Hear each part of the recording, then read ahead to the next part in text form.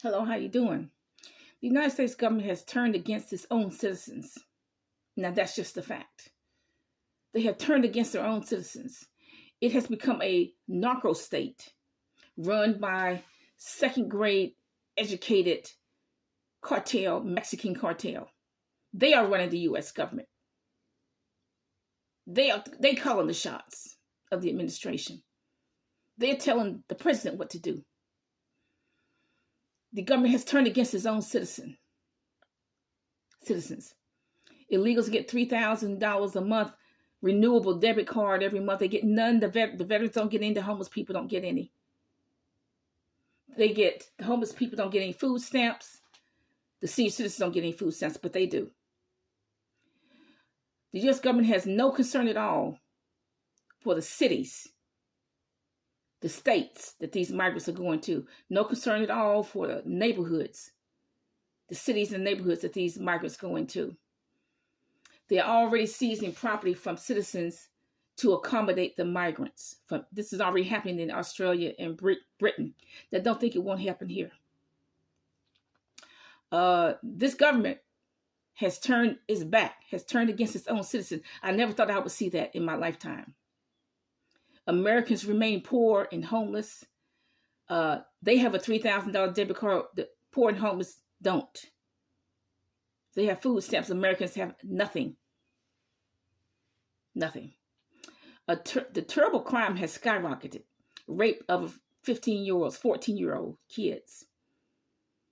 Cops are being beat up. If the cops get beat up, we don't have any kind of defense because the cops won't even defend themselves.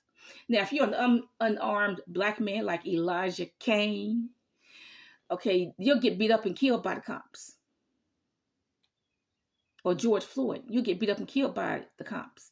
But you go kick a cop in the head, you go kick a cop in the head like those migrants, the cops don't do nothing. They'll need to defend themselves against them.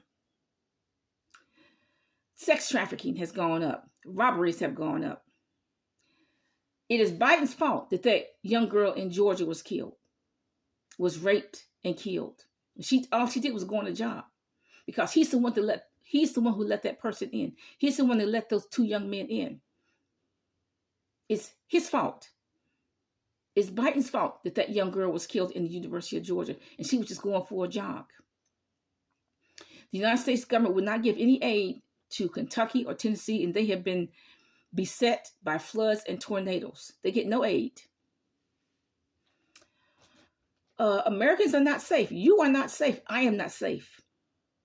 Because the government, U.S. government, is being controlled, right? It's a narco state. It's being controlled by the cartel. They want the cartel in the United States. They want the Venezuelan, the Colombian cartel in the United States. They want the Medellin.